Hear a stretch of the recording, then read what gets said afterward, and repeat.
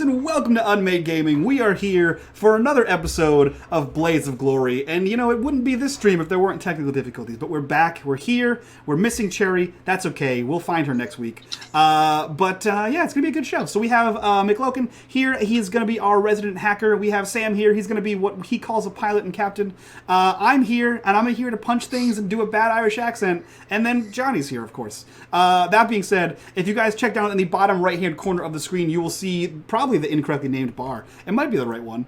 It is. It's called Ur's Fortune. That bar, once it is filled, Johnny gets to inject some kind of negative weirdness that affects us probably in a poor manner.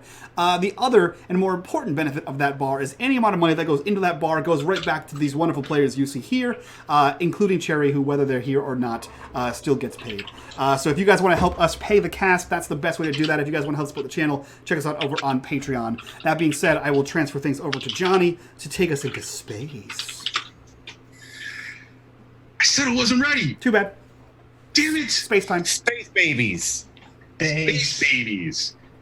Is that okay? All right. Anyways, let's get started. Previously on space. Whoop, whoop. The Blaze of Glory hole. God damn it. Good night, folks. Yeah. End stream. I tell you what. I swear to God. Blaster fire. The crew finds himself pinned down inside of the Praxium Institute. Haha, you guys didn't know it was called the Praxium Institute last week. Now you do. Still though. Praxium Institute. The crew finds themselves pinned down inside of the Praxium Institute while on a job to steal an ancient precursor artifact. While Switch offers covering fire, Levi is able to hack some blaster doors closed and buy the crew some time to assess, even though he's dealing with a really bitchy robot by the name of Siri, who kept talking in his ear and giving him all kinds of little shit. You guys are able to escape the current area of the complex by going down into the tunnels from which Switch had initiated a flashback, allowing him to actually pull out ancient, archaic, sort of like plan materials that were like blueprints. And I keep wondering every time I think about this, why did Switch need physical blueprints? Anyways, it's in the tunnels that they discover some other trouble. Apparently, there are some big furry quadrupeds who are currently loose in the tunnels and issuing very scary mating calls. While Levi hacks their way through another door, switches again at it to cover their escape with a detonator of some kind. Problem is, as he was attempting to throw it, it snags on his pants. With the bomb finally gone, this left Switch pantless and the target of ridicule from the rest of his teammates. It's in the next section of the complex that they find a warehouse serving as a repository for precursor artifacts. While looking unguarded, Switch and Levi discover that the crew is under heavy surveillance and still being pursued. Again, Levi attempts to hack the surveillance system, and we find Fitzy and Sally, first mentioned in this recap, trying to currently locate the package inside of the large warehouse and figure out a way to retrieve it. It's while deep in the way that Fitzy discovers that there is also more going on here, as he sees various auras sort of in the background and discovers that one of them is moving in the general direction of Levi and Switch. Levi is actually able to hack the surveillance system after a little bit of difficulty with a drug problem, is able to retrieve the cube, sadly, right out of Fitzy's hands, as Levi just sort of automates this thing to kind of grab it and bring it to him. The crew is able to promptly make their escape out through the other side of the warehouse as the guards are coming in to kind of, do their blaster fire thing and start to track them down, as we cut to where they were running across their way towards the Blaze of Glory. At least that's the way I was told it was called. And make their way onto their ship, making their escape, leaving the city of Yaw on nightfall and trying to make their escape through 12 different moons that are currently orbiting the planet of Nightfall. 3 ships are pursuing, hailing them and asking them to slow down or stop, return to the planet so that they can be boarded. Switch is trying to currently figure out what is the best way to navigate this using the onboard nav computer, as we see Fitzy kind of step up and say, I got this. As we fade in, Fitzy, you're standing over Switch. What are you doing? Oh, man. Forgetting I didn't roll for that last time is what I'm doing. I am... you know that great classic late 90s movie called Wing Commander, based on an equally great game starring one Matthew Lillard and Freddie Prinze Jr. Yes, I do. Classic, classic movie. Classic. If you haven't seen it, you should. What were Shaggy and Freddy doing in space, by the way? They were doing space shenanigans, the same thing they were doing on Monster Island. Them a sweet ass. And they were looking at sweet asses. So in that series, there are people called pilgrims, and they can navigate their way through space without star charts. And that's what I'm doing here, but with a bad Irish accent that I can't remember how I did last week. So I'm going to do some rolling for you, in which I roll a tune. Wait. Did I just hear you that you... Okay, so wait a minute. First off, you're trying to find your way through these sort of rotating... using space magic. modes. Yeah, using space. Turning off the targeting computer. Yeah. I'm going to bullseye that womp rat with my T16, dude. T16, yeah. I thought that was what that was going to be. Yeah. So, first off, okay, so you made the roll. Did I?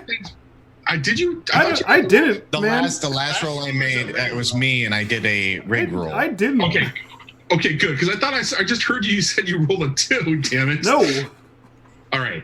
So he rolled a tune. I'm going to roll a tune. You're going to roll a 2. All right, describe to me how Fitzy, kind of feels into the sort of like the way and gets this sort of pilgrimy kind of magic going on. What does that look like? What does that feel like for Fitzy? Man, I didn't think that through. I don't know. So I mean, I think you would see like the way he like feels his way through the way, which is a weird use of that word. Is that he has 2 artifacts, or 1 maybe, embedded in his head. And it makes him way sensitive. It makes him way sensitive, man. It makes him wicked sensitive to the way. And what he's doing is he's standing like a watchful mom in the kitchen over Switch, and he's just like staring out of like I don't know, the windshield, the space windshield. And as Switch is steering on what I assume is like a joystick or something, I don't know. I just reach over it every once in a while. I just touch it to like move it. So like as he's like, I just course correct like with a finger and help and move him slightly this way. I'm just listing to the left. As this is happening, we're getting like the comms from these spacecrafts that are like, pull over, like you're in a restricted area, all that. And I think because Switch is trying to buy time, so he's just like, no, it's all right. We got the. I'm just pulling up the paperwork for the authorization right now. Come on, Fitzy. What are you doing? A little bit left. And then I would like to hack the signal that's going out to be the Ramones I Fought the Law blasted over all the radios. Wait a minute. Now, hold on a second. Could you instead hack the whole planet? Levi was trying to hack credentials last time. Is he changing what he's doing this time? No, I forgot that was hacking credentials. I was rigging it, wasn't I? Yeah. You were rigging credentials. That is correct. But you are more than welcome to hack whatever you like, buddy. Rig whatever you want. You're more than welcome to take whatever. I totally forgot that I was doing that, honestly. So okay. I would still be doing that. I don't want to. Just stop sending me credentials. All right. So the first things first we're going to do is we're going to have Fitzy do his attuning thing. And if that, we'll see how that goes, and we'll kind of follow the story along as for that. Now, I'm going to make the assumption that Sally is just sort of off in a corner trying to take a look at the artifact, but I believe, or trying to figure out where the artifact is. That's what she was doing last time. In Levi's hands. I think she took it after we got on the ship, because Levi was busy doing something, and she took it back to like her lab to analyze. Okay. All right. So she just kind of, moseys on back to the lab and just, kind of gets lost to there. Now, this situation, this attune roll that you're going to be rolling, I don't know, man. I think this is desperate. Okay. Because unless you can argue why you think it's risky, I think it's a desperate roll because there's 3 ships kind of bearing down, and there's blaster fire. And I'm navigating by untested space magic. Are Are you sure it's untested? Yeah. Maybe it's something like your father or grandfather taught you, and you just didn't. It's it's passed down in the blood. You once a pilgrim, always a pilgrim. I think the effect would be great though. It's successfully navigated through space with magic. Yeah. Okay. Successfully navigating through space with magic is a great effect. Yeah. Now, do you want to use one of the crew's gambits? Do you want to push yourself? You know what I'm gonna do? I'm gonna go ahead and I'm gonna use a gambit, Okay. and I'm gonna go ahead and start with the devil's bargain. Start with the devil's bargain. Okay. Yep. Interesting. Go on. Let's hear it. Tapping into the way to navigate through these sort of like these moons that are kind of orbiting around Nightfall, these planetoids with these weird gravity wells and that kind of a thing, leaves you exposed and opened up to another form of life that is going to slowly drive you insane. Oh, like forever? No. Okay. I was like, that happens regardless. I took that bargain. Okay, cool. All right, well. Do you want an assist from anybody? So, I mean, I'm hoping. yeah, I was going to say, But I already made a drive roll before, I think. You did make a drive roll, and you were not. It was, what was it? I think that was to blast off. No, actually, you didn't make a drive roll. Yeah, I don't actually see a drive The roll. last two rolls. Drive roll. Okay, yeah, then I'm definitely helping with helm. I'll spend the stress. Okay. Okay. Cool. So I have 3 bonus dice then. This is ridiculous roll. I rolled a 6. Ignore all those other awful numbers and focus only on that 6. Please. Damn it. It's the gambit that it works. All right. Jesus Christ. Oh, for shite's sakes, just move out of the way at this point. And he's like moving, as you're like, yelling over the comms, he's like shoving you and trying to grab the joystick. Yeah, The control con. I think he gives you the control com, and as he like leaves the seat, that's when and the attune goes in. That's when "I Fought the Law" comes on in our soundtrack, because it still has to be there. Yeah, I would like to say this is also when he hears "I Fought the Law," he would stop doing what he's doing, like making credentials, and he's like, "Oh, okay," and then he like starts do we have the thing that's like a false beacon? Mm-hmm. He would like put the music on that at the same time, and then like get ready to release it. Is that what we did? Okay. All right. So, false beacon enabled. Switch still having conversation with the pursuing folks. Fitzy, narrate us as you get past these weird, crazy moons and get clear of planetary orbit. It's like any space trope, really. When someone's like, turn off the nav computer, I'm going to navigate through this, I don't know. You've seen Solo, you know what it's about. They're just like, they're just not seen Solo. Well, It's good. You should watch it. It's worth a watch. Yeah. It's totally worth a watch. He made the castle run in 12 parsecs. 12 parsecs, It's a yeah. measure of distance and not a measure of time. So Han Solo is stupid. That's what you're trying That's to tell what me. it is. No, Okay. they don't worry. They wrote a bunch of lore around How to make it, yeah. It actually makes sense. Actually yes. makes sense. Actually makes Well, sense. hold on a second. The way where that lore came from actually was the original Weston Games tabletop game. Still, I shoot not. measure of... Still, it's all written around some Still. bullshit. But They yeah, made a so movie just to make their narrative work. Okay, that's pretty much what happened. fucking Disney.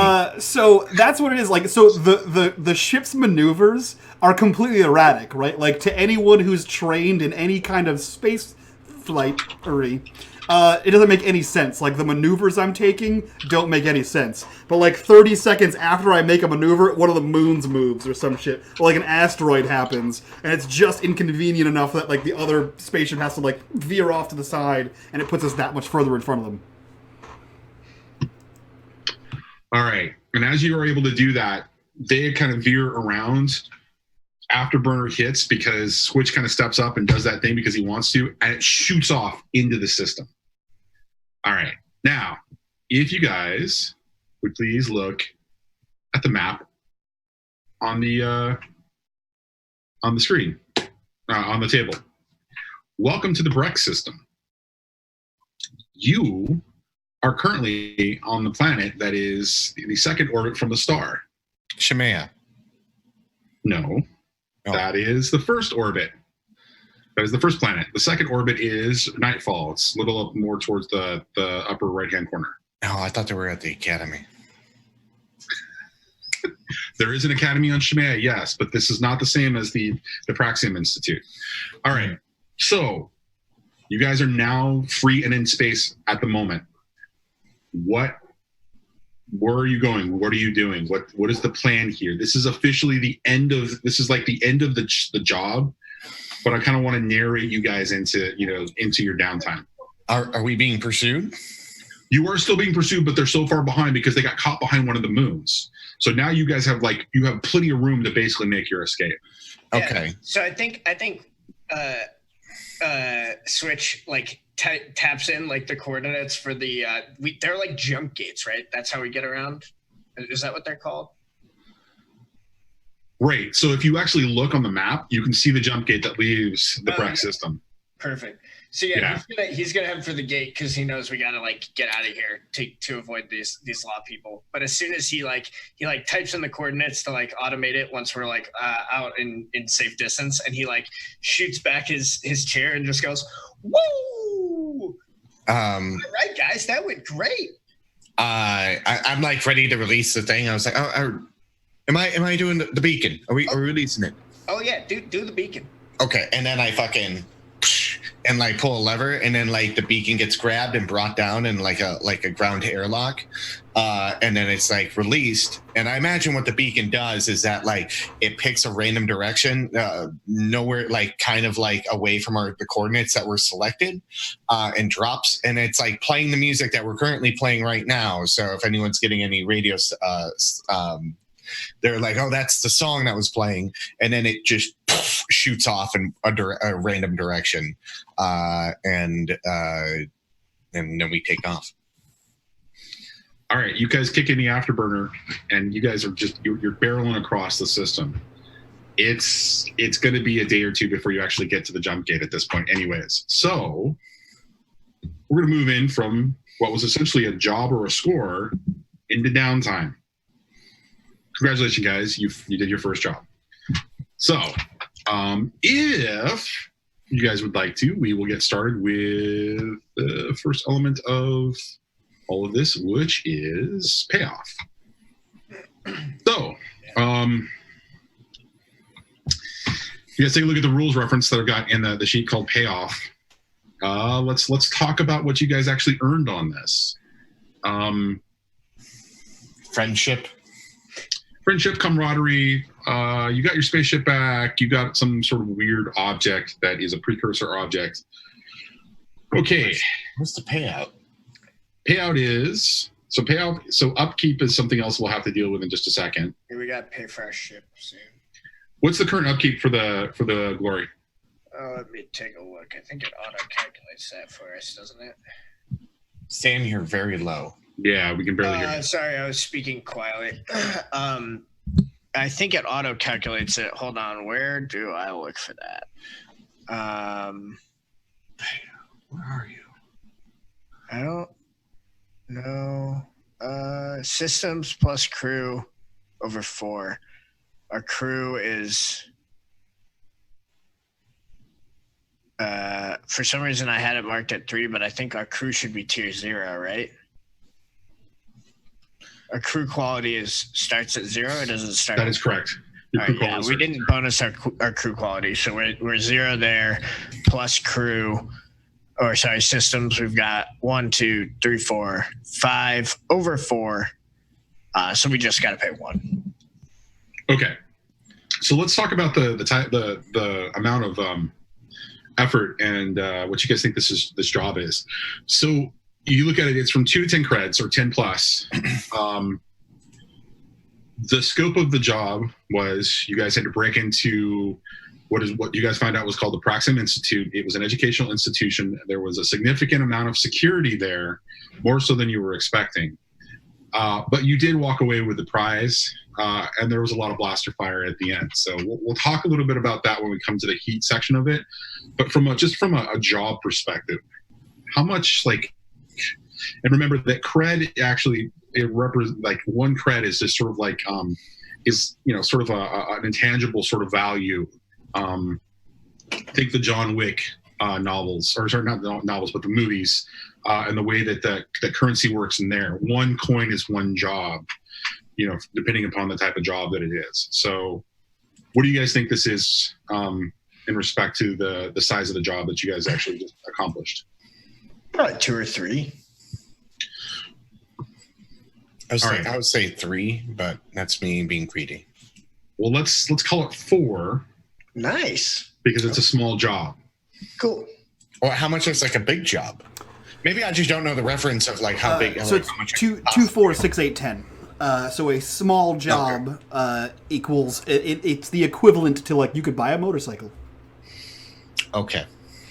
So I think this is probably a 4. I think 4. I mean, we didn't make that many rolls to get it done, and it's the crew's first job. I don't know. I could see 6 maybe, but I think 4 feels right. I think 4. It's our first job. I don't want to blow our load too early, so. Well, don't worry. I've got a lot set up for you and the. We won't talk about Look, the pants just came off. We're not gonna blow the load. I wasn't gonna say.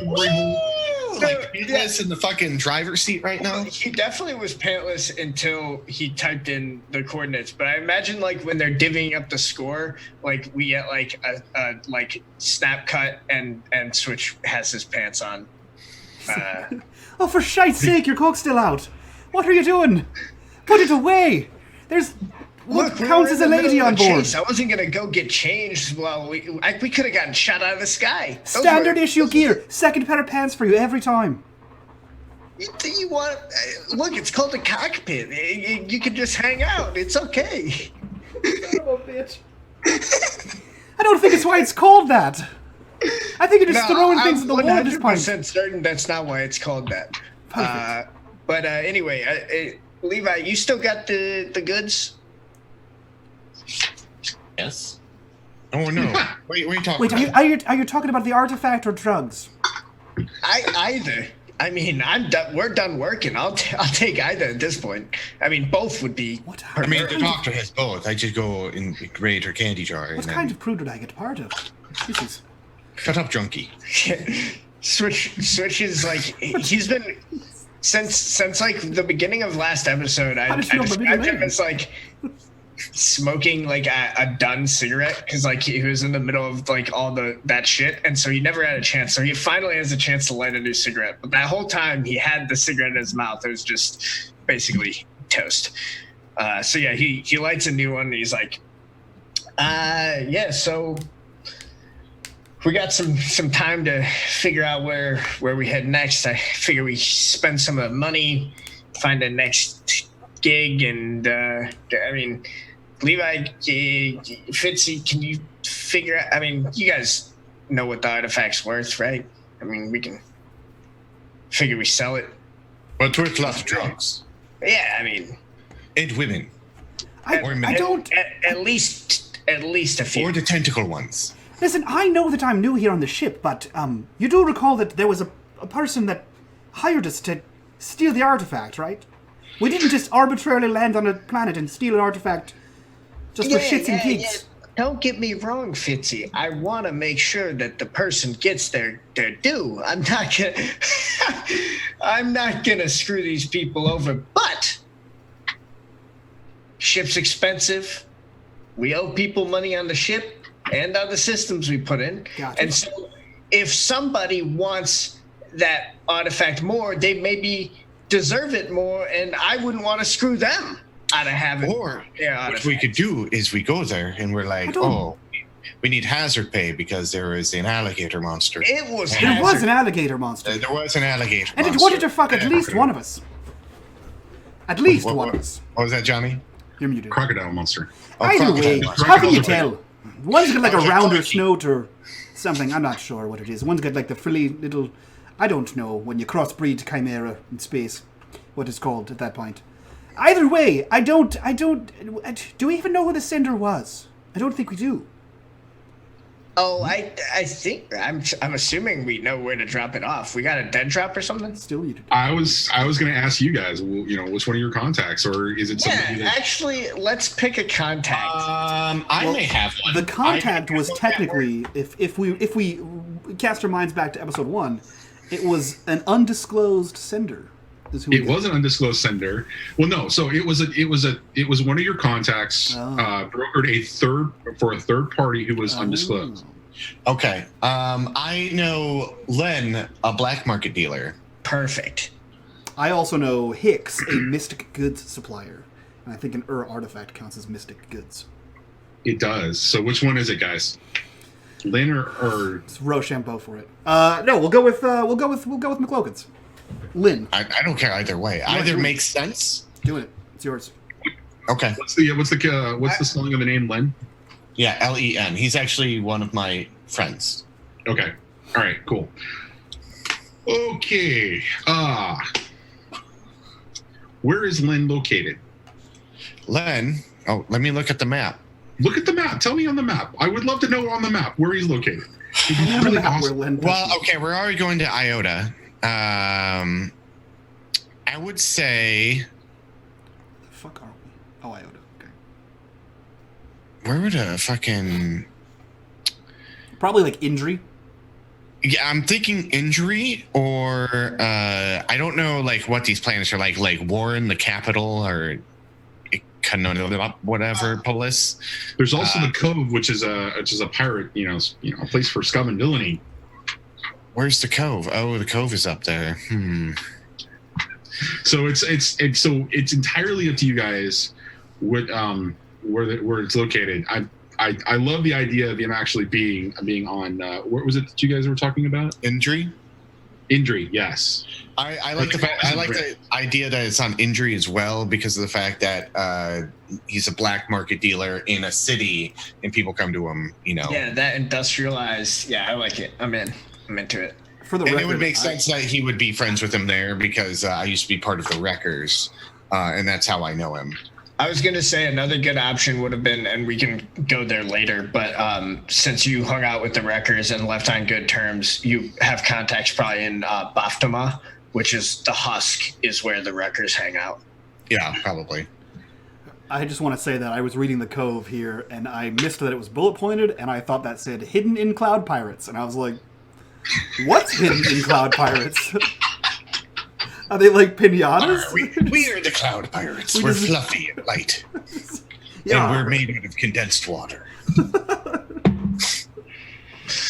So injury it is. Where are we coming from, Johnny? What system? Breck. You're coming from the Breck system. Nightfall is essentially on the second orbit of the Breck system. You guys are making your way through currently. Hi, Mike. Welcome to the game. Sorry, Jesus, I was watching last week's episode to remember my accent. That's amazing. I wasn't sure if that was a good thing to admit in public, but okay. I don't care. That was a perfect response. All right, so Listen, sometimes you come up with a shitty accent and you can't remember how you do it from week to week, you know? I cannot All right. tell you how difficult it is. the Glory is currently being on a plotted course for the jump gate between Breck and the Iota system. You guys now know who you're going back to go, talk to drop off the artifact, and there's a little question about whether you're actually going to take it directly to Lynn or not right away.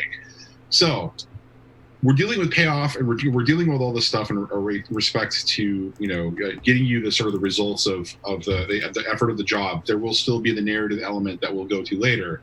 But this is sort of the mechanical elements so that you guys can kind of figure it out as we're going along. So payoff has been 4 credits, a small job. And it sounds like, are you going to spend any upkeep out of that payoff directly? Or are you going to... Kind of have to, right? You don't necessarily have to, but then bad things happen. Question: do we have creds? We don't. You can split the creds that you earn from the job, or you can earn creds individually. It really is entirely up to you. The creds are basically a pool for the crew to use as a. Do we not start off with any creds? No. No. So let's do this. Since Switch brought the group together, we'll do that he has to pay out his share into the upkeep of the ship. Because it's technically his ship, right? It's a glory hole. And then that way we can have you guys split it 3 ways. The only problem is that means I can't clear stress, but well, we only got that's 4 kind of credits. the way Right? it goes. Yeah, so like somebody has to not take an action. Oh wait, no, we get a free action, don't we? You get All 2 right. free actions. 2 free actions. Okay, yeah. 2 free we're all downtime good. actions. Yeah. Yeah, so each of you guys takes a cred and Switch pays out his to the loan shark that he whoever he owes debts to that he got the ship. So everyone Yeah. but you gets a credit. Gas and I'm going to be asking about that guy at some point. Yeah, I got that figured out. Don't worry.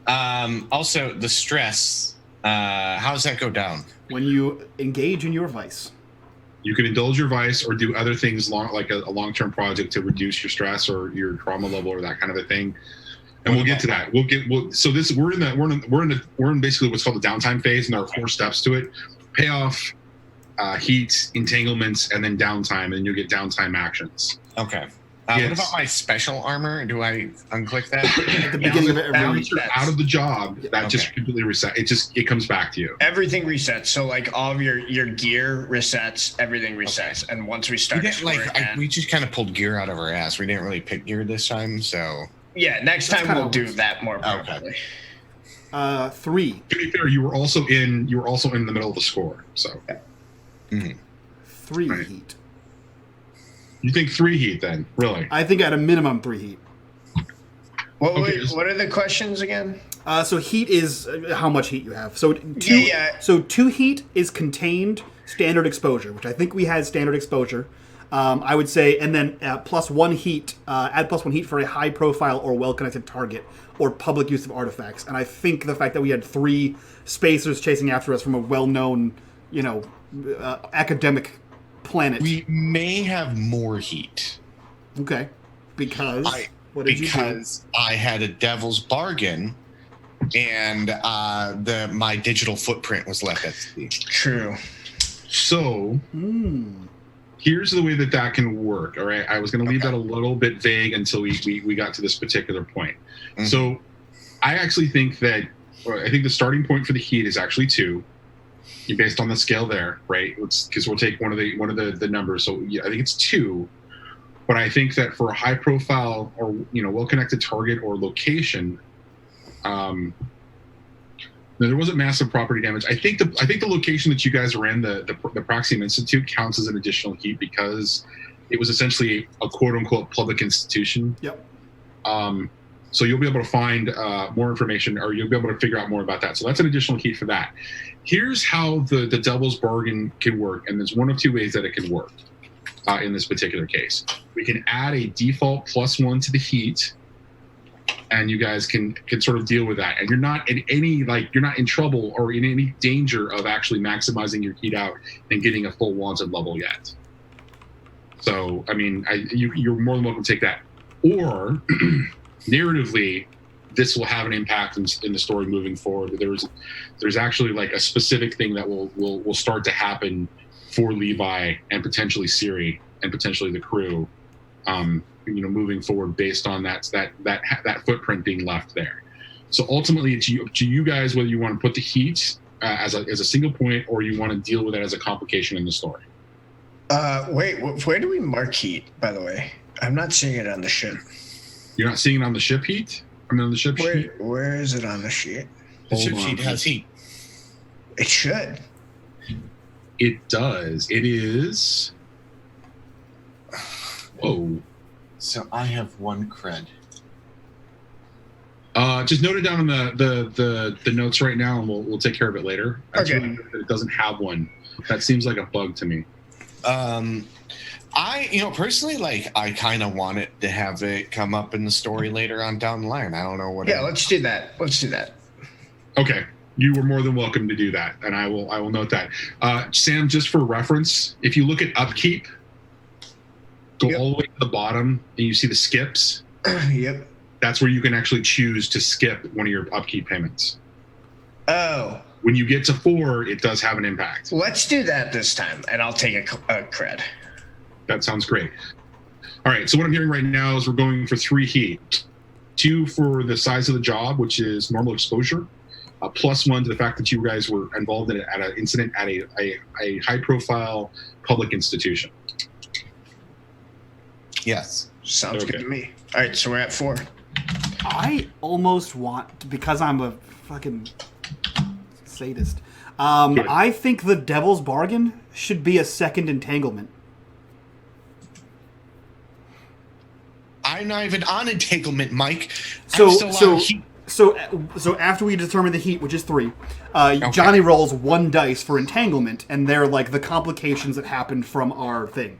So I think because of your Devil's Bargain, and you have a guaranteed footprint left behind, he should get to roll 2 entanglements. Yeah, that seems reasonable. Okay, I'm okay with that. That way we kind of have an idea like how it's narratively going to come and bite us in the ass. Like we as players know how that's going to come fuck us later. So last time we played a Forged game, a Blades in the Dark game, we actually had those going on off screen. I'm happy to go ahead and have those talked about on screen this time around. So it's entirely up to you guys. That was going to be one of the next. I would like the surprise. Okay, surprise it is. Because like if I'm thinking about it like for a whole week, yeah, like I feel that like I'll just be plotting. I want to think on my toes. Yep. Yeah, I'm not thinking about it for a whole week. He'd be high. That's true. So we have 3. We have 3 heat, and Johnny gets to roll 2 entanglements. All right, so I'm going to roll those off screen, and I will do those while you guys are thinking about and working towards your first downtime. Mike, I think it's only obvious that you go first in this particular case since you've played Blades before. Unless you need some time to think about it. Yeah, because you know how downtimes work.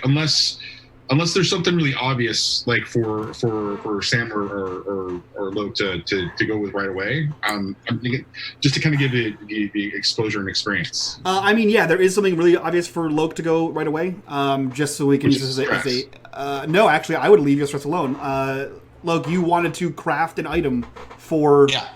So crafting an item is a downtime activity.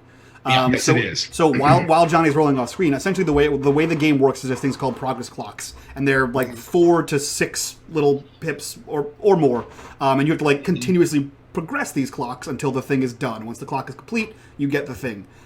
So first we decide like how complicated is the thing you're trying to craft, and then we determine how many pips it has, and then based on the number you roll, determines how many pips are filled out. So for you get 2 free downtime actions. So for you could do craft twice, you could do craft once and get high, you could do craft twice and not get high, do whatever you want, right?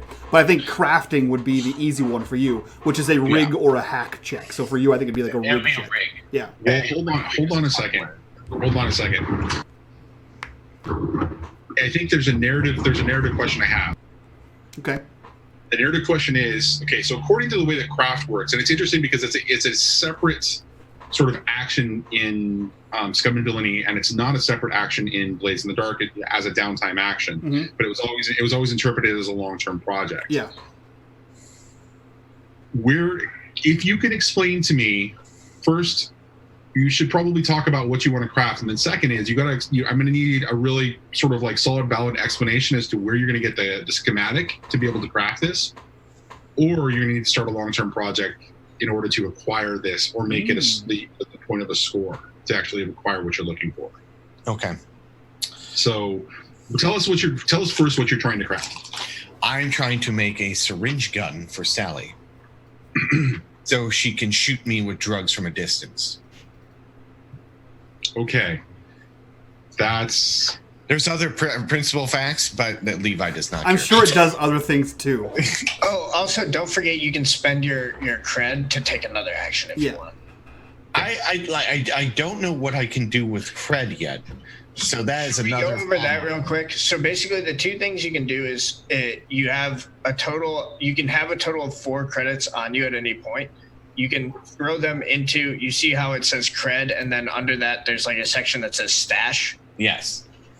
So if you don't want to spend your credits, you can put them into that stash bar, and once you fill up one of the bars under and mark the like last one, that means that your like personal lifestyle goes up. So like basically if you fill that up and have like 1 tier of stash, that just means that like you're like living a little bit classier than everyone else. Like all of your stuff is a little nicer. In narrative, you will be able to interact with higher class people without getting side-eyed, etc. In Levi speak, I would say you find better drugs. Yeah, it's like going up from like having like the Obviously, drug dealers to like people are like rolling through like giving you drugs at parties and like, you know what I mean? It's like you become part of the high society. Yeah. Instead of buying like low grade candy, you buy like mids now. Yeah. But yeah. No sticks, no stems. I'm going to stash my cred then. My 1 cred, I'm going to stash it. I only have 1. I feel I need to hang on to it right now. Cool. Can I pull it out later and use it? Or? No. So that's So that's the trade-off. So you can have up to 4 credits that are like your like save or spend money, and then but if you decide to put it into stash, that's putting it into stash. Okay. You can pull out a stash. It just you can? Yeah, it just costs twice as much. So if you are to remove from stash, you have to remove 2 pips from stash to get 1 pip in credit. So wait. So basically, since my 1 is in stash now, it's basically like having $19 in your bank account. Yes. Yes. Okay. All right. And then another thing I forgot about is if we ever retired the characters, which may not happen in this game, but if your character retired, your stash level would be like how well off they are when they retire. So like if you have like really high stash, you're like maybe you bought a nobility, you bought a title, and like, you know, you got fancy Levi off as a baron of ships or whatever. Who knows? Zero Cool. That would be his title. God damn it. Cool. Sorry, that was a bunch of. So then I would. Basically, I want to make a syringe gun, and how I want to do it is, I imagine I would try to make like a gun that has like it's like a gun with like a bigger barrel, right? And then how I want it to work is that like it shoots, it has a dart that has like a rubber end on it, like a tranq dart, and it would shoot out during with the combustible air, or like CO2 or something like that. But how it works is that they would have like a little tank on them, and it wouldn't be like full the whole time. It would I imagine the technology there would be able to like the tank can like take air in the moment and compress it and then shoot it, be like a instant compressor. So it's a paintball gun that shoots darts. Yes, but with a like unlimited like instead of changing out the CO2 canister, it's always unlimited. Yeah.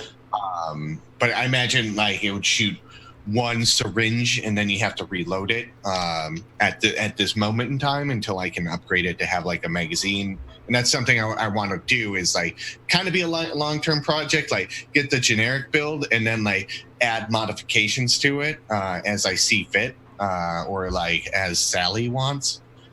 Because she might have some crazy demands where she's like, I wanted to shoot Pez, and I'll be like, all right, that's because candy. Because Pez is cool, man. Yeah. I mean, Johnny, given the fact that it's like basically a tranq gun combined with a paintball gun, I would say that the schematics would be relatively easy to come by. Okay, I agree with you. So what I'm hearing is, based on the description of what he's talking about, is so he's going to craft the basic gun, and that's going to be really easy to be able to do. Like, you're going to be able to craft it, and it's going to be like a one-shot reload kind of a thing. Mm-hmm. It's going to be versatile, but it's also it's going to be very limited. And what we'll do is we'll off screen after the game, we'll kind of narratively, or we'll write down a description so that both you and Sally have sort of like a narrative base to start with. Mm-hmm. And then for each upgrade that you're talking about, yeah, it'll probably be like a long-term project, but I'm not going to have them be like more than like 4 pips, like a 4 position clock, because that way it gives in the relative time that we'll have during the span of this story, that makes the most sense. Is that it'll be a little bit of effort, but every time you actually work through that, you won't have to craft again. It'll basically just be an upgrade to like the quality of the device. Yeah. And we'll add on that new feature as well. And like I said, we'll talk about all this off screen when we've got like a better time to kind of work out the details. But like on screen right now, that seems like the right thing to do. I think because like the last session, I mean, Sally didn't have much to do, and I think this would help out with participating. Like if a gunfight happens, she can shoot needles at people. Totally. All right, so I think this is going to be an awesome first downtime action. So you get 2 free downtime actions. So this is going to be your first one. Let's talk about how you're doing this. Are you taking something?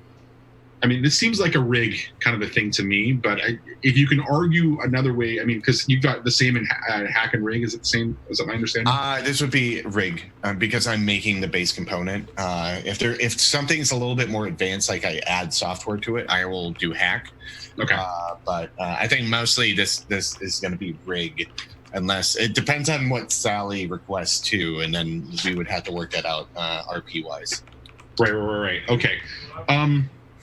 All right, so go ahead and make your roll. There's no position or effect in downtime actions. Okay.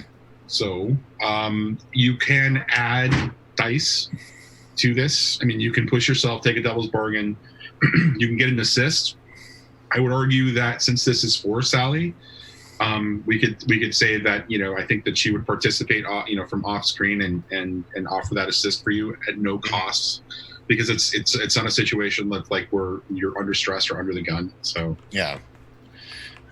So add 1 dice to it. 1 dice for her. Okay. Do you want to push yourself or take a devil's bargain? No, not for this. I don't remember, Sam. You can't use gambits outside of a score, right? I don't think so. Because I don't think so. Because there's like one of my abilities is like when you're on a job and use a gambit. I was like, okay. I think it feels like it's supposed to be in job type deal. Yeah, that's my assumption. I just want to make sure that we're doing it right. That he doesn't have that as an option. I think so. All right. So go ahead and roll it then. 443. Okay, so if we look at the way that the craft, sort of the quality of the asset is the crew's quality as a base. So that means that the base quality of this is 0 right now. Okay. You guys don't have a workshop at this point, we must start at 1 because there's stuff where you roll crew quality and you can't roll 0 dice. You always roll +1 crew. Oh, you always roll +1. Yep. You start at 0. We don't have a workshop, no. You don't have a workshop. Raise crew quality. By doing more jobs and becoming super awesome and rad. Yeah, it's basically you earn XP for your crew as well. Crew essentially, and it ups your quality and stuff, and it does a bunch of other things too. I think narratively with the 4-4. Basically, it's just a basic gun. Mm-hmm. Yeah. And it makes sense narratively, and I'm fine. So what that means for you mechanically, Loke, is are you looking at the craft downtime section? Yeah. So where it says if you roll a 1 to 3, it's a -1, 4 to 5 is equal, 6 is a +1, and a crit is a +2. What that means is that's a tier 0 item, which means that she can use it, and that's it. She rolls her normal thing. If it were a +1 item, she'd roll her normal like doctor with a +1 to it. So you just made the item, and it works just the way you want it to. Right, which prompts me to ask the next question, because at the last part of it, there are 2 things that you can do to add a +1 to quality. You either have a workshop that allows you to craft better items, or you can spend a cred and increase the quality by +1. And what that will do is it'll make a tier 1 quality device, and then she will be able to roll it with a +1 die at that point. No, I stashed my cred. Fair enough. Okay. All right, cool. So narratively, what does it look like when Levi and Sally just kind of go off and they start to craft this item?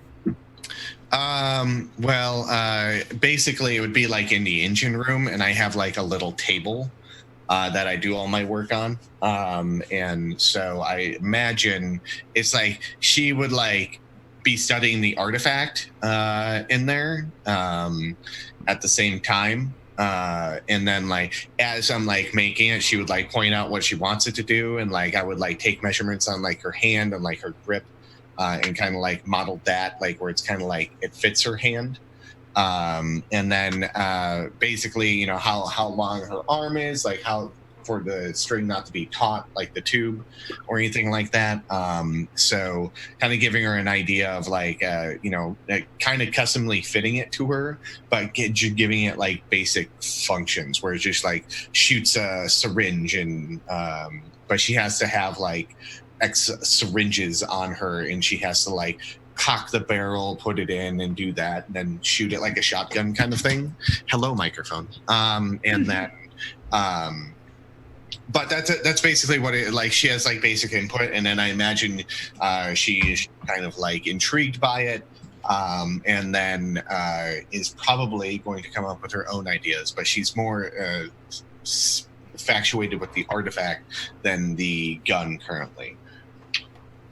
Okay, cool. And so as you're kind of assembling it and putting it together, you've got like all of like the various parts that allow you to start to begin to modify, and you've got some ideas about that. So you kind of are, you know, fashion it. And we're going to say that as a part of this, you're going to rig up some sort of holster for it, or you're going to make some sort of like, you know, like way for her to easily sort of attach it to herself, and then she can narratively kind of figure out what it is that, you know, how that actually is going to work and what happens.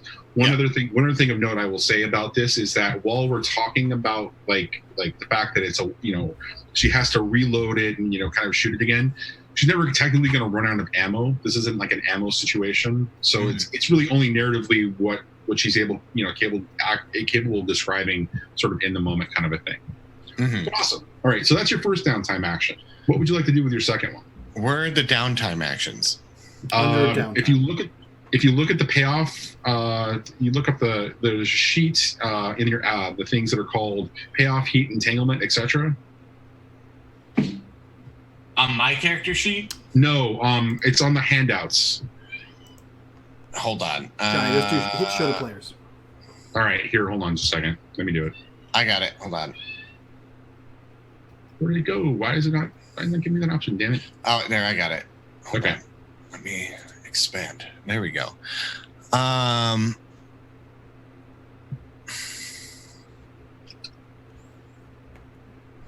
If you want to take a moment and read those over while I jump to somebody else, I can do that and we can come back to you. Makes sense. Okay. All right, who wants to go next? I got mine. All right. I'm going to train in my playbook as one of them, and I'm going to start a long-term project. Actually, you know what, Johnny? I have a question for you first. Yeah. How long is space travel? Is it a narrative handwave, or is it like, you know, several months, weeks? Well, I think this being, you know, a Blades-like game, of course we're going to handwave a bunch of stuff in respect to time and have it make it happen.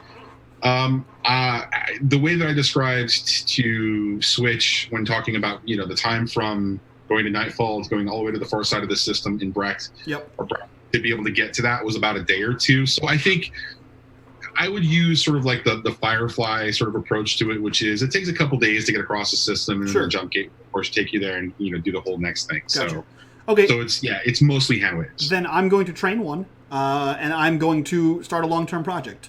And the long what are you training in? Just out of curiosity. Playbook. Which playbook? Or sorry, you're just training playbook. I'm sorry. Yeah, my playbook.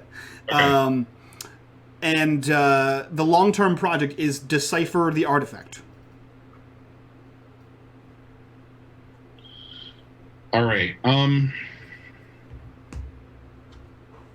Interesting. It's kind of what I do. Yeah, I know. Let me think about this for just a second. How does Fitzy typically go about doing this? Like, what is space magic? hate you. I hate you so much. I mean, that's what Attune does, right? It's for like sentient robots and artifacts, right? So he is. I mean, he is educated, right? So like, I realistically I could study the artifact as well, but I think, I don't know, Johnny. What does the artifact look like? Okay, so as I described it from last week, it's essentially a small cube, a little bit bigger than say like a Rubiks Cube. Sure. It is made out of crystal and appears to have a light source from within it. Okay. On one side, there's like glyphs all around it that appear to be, ancient precursor glyphs, glyphs or whatever. On one side, though, like what it could be construed as like the top, there is a symbol that here. Let me draw out on a piece of paper real quick. But essentially, what it looks like is it's three objects orbiting another object. Okay. So let me do this real quick. I think in that case he would study it, right? Like, so he's educated and he has like higher education, right? So it's like he's got upper class education. So he's gonna like look into what these glyphs are and what that symbol might mean on that white piece of paper. Okay, cool. So it's the symbol of that one guy from Superman. Cool, Brainiac. Got it. Actually, I thought this looked like a flux capacitor, but that too. But it's also literally Brainiac's symbol from Superman. Is it really? Yeah. Yeah. From the TV show or from what? I think from everything.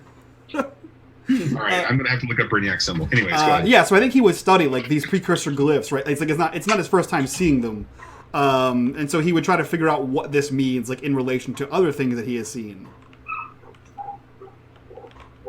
Right. Yeah, I'm trying to figure out what's going to be the appropriate level of the clock here, because there's a limited amount of information that you can actually acquire from it in its current state. But it is, I mean, it still would be a little bit of an effort. Okay, for shits and giggles, let's just call it a 4-position clock. Okay. At this point. Okay, so I will roll you a study. No position, no. So submit. I will look at the options I have here real quick. This is long-term project. Okay, so you can't pay for long-term project. Cool. Nope. Yeah, I'll take a bargain. What you got? I'll hear what you have for bargains before I say yes or no. Interacting with this device will initiate the other devil's bargain that you just took, and amplify it. Done. That sounds dope. Okay, you should see the 4-position clock on the table right now. And what'd you get? A 6. Did you really? You got a 6. If I'm not mistaken, that's 3 pips of the 4. Yeah. All right. Here's what you get so far. Make sure to write this down. There's lots of notes. Okay. Actually, you know what? Can I take back the training and just clear off that second pip? Oh, that last pip, rather.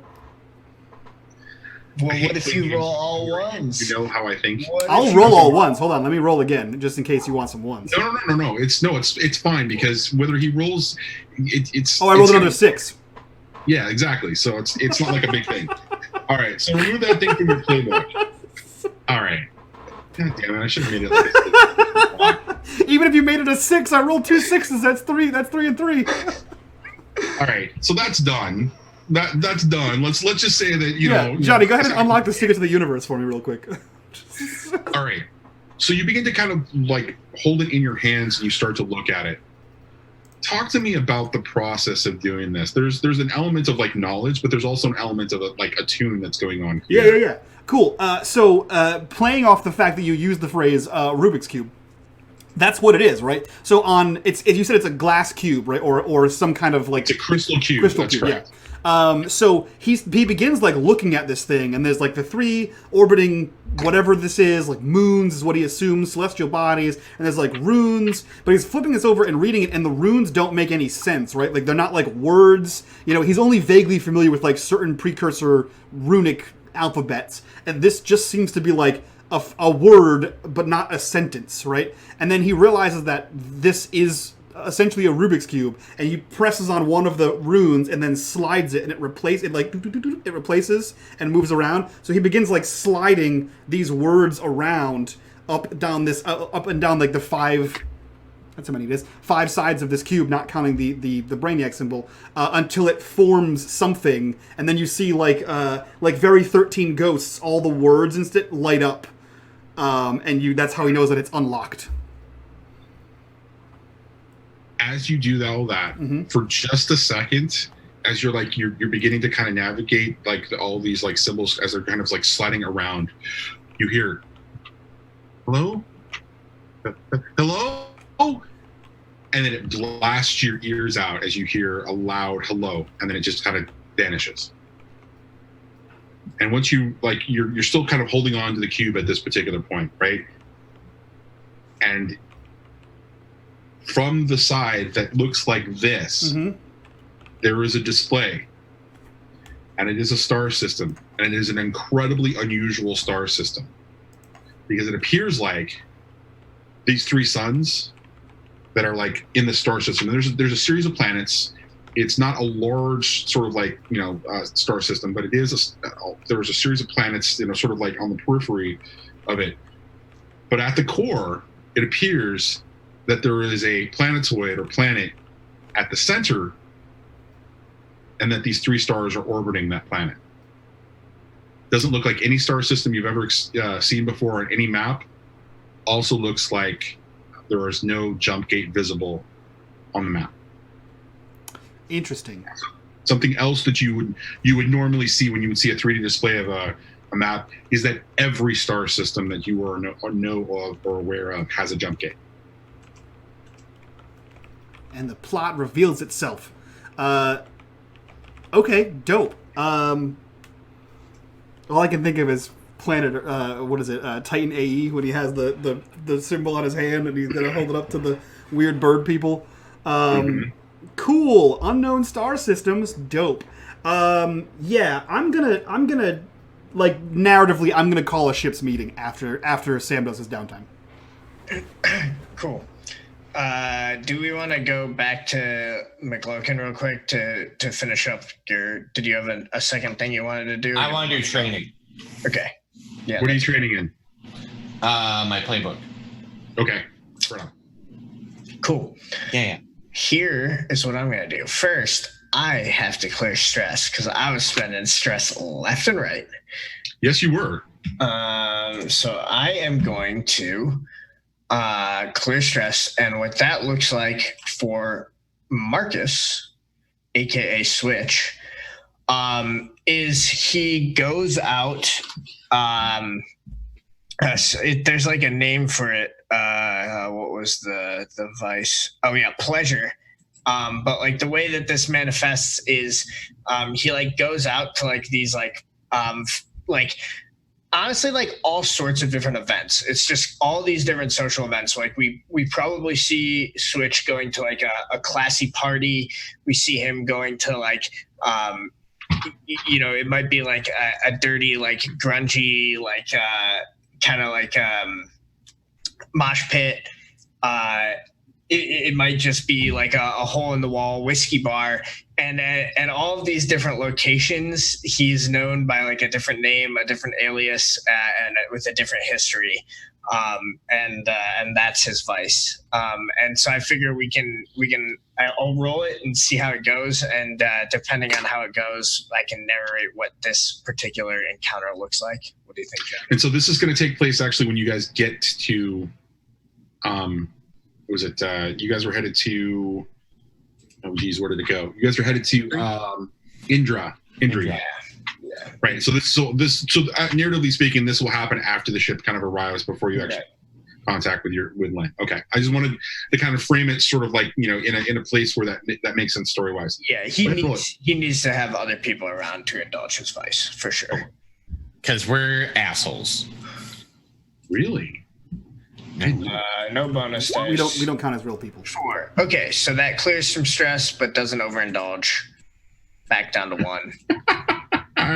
That's what we wanted. Overindulgence so I'm really curious to how overindulgence is going to work in this setting versus in like a Blades in the Dark setting. It looks like shit. It looks like you don't want to do that. You definitely don't want to do that. That's like you could do a rash action. Always, you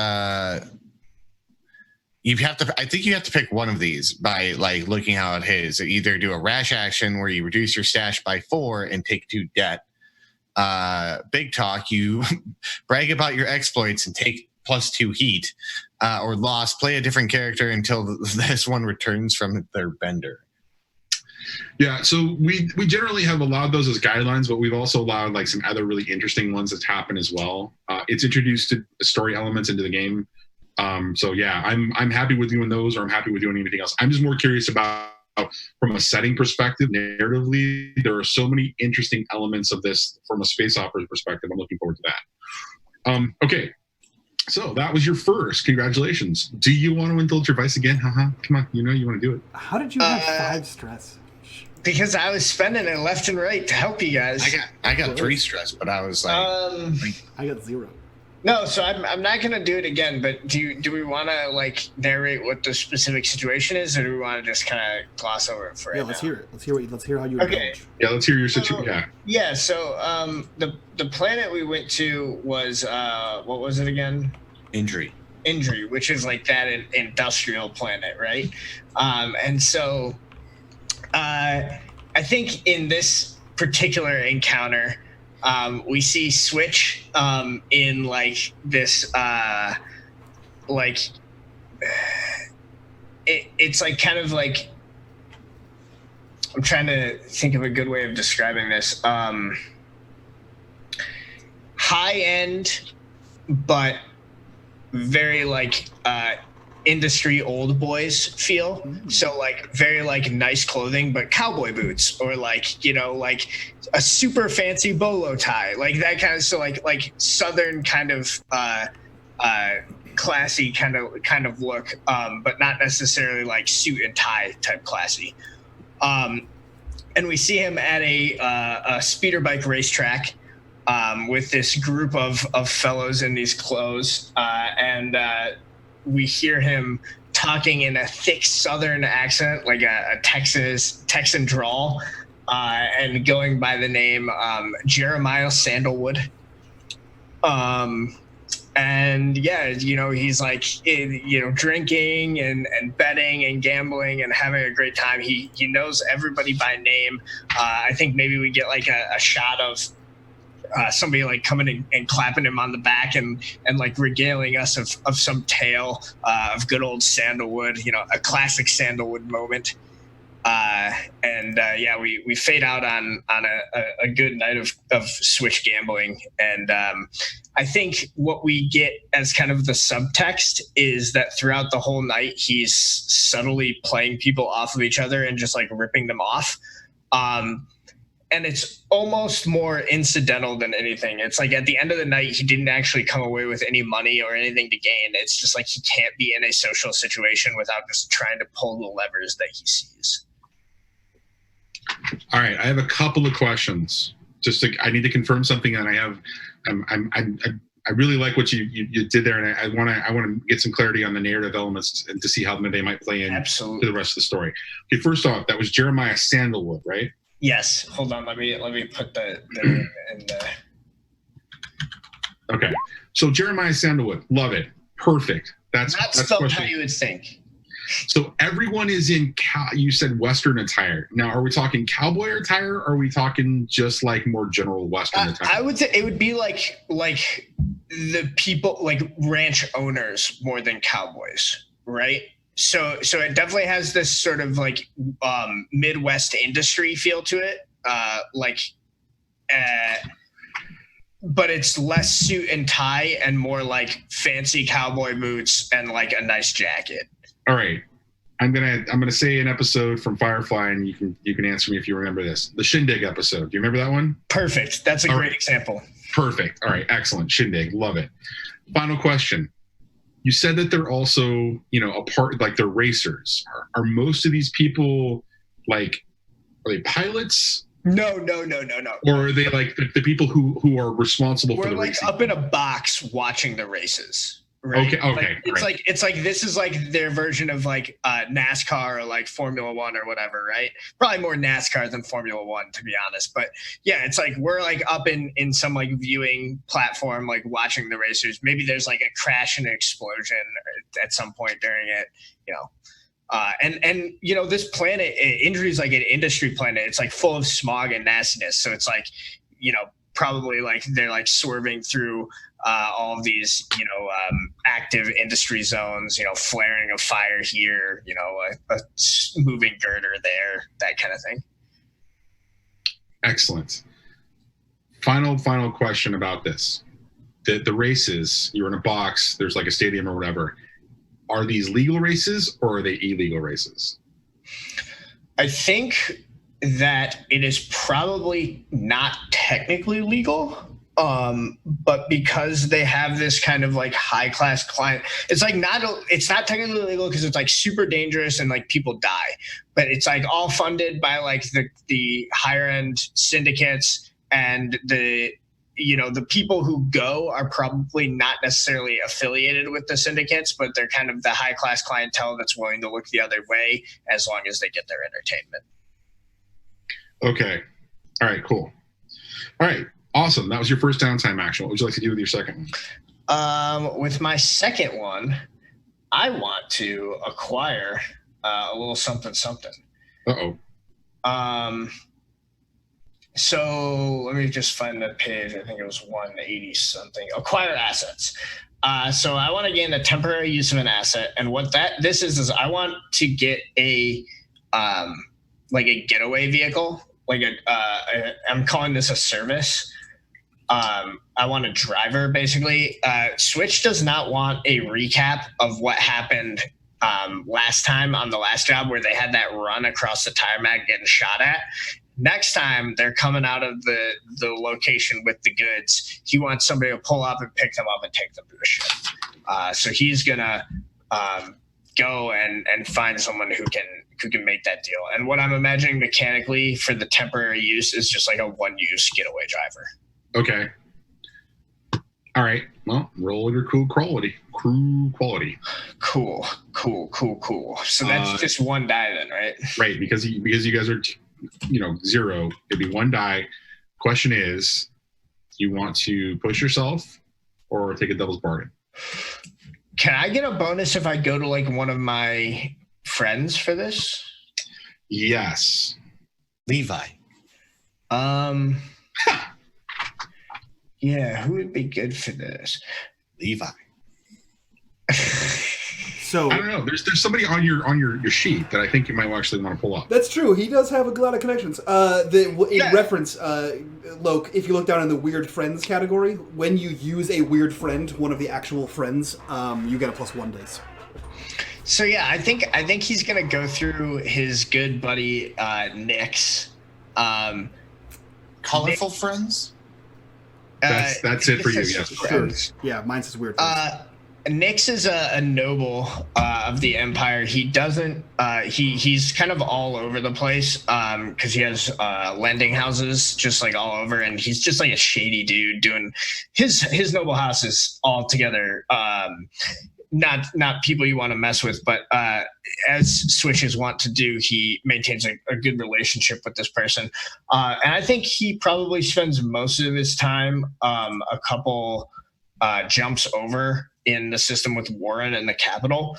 But Switch heard that he was going to be looking in on some of his investments on this industry planet.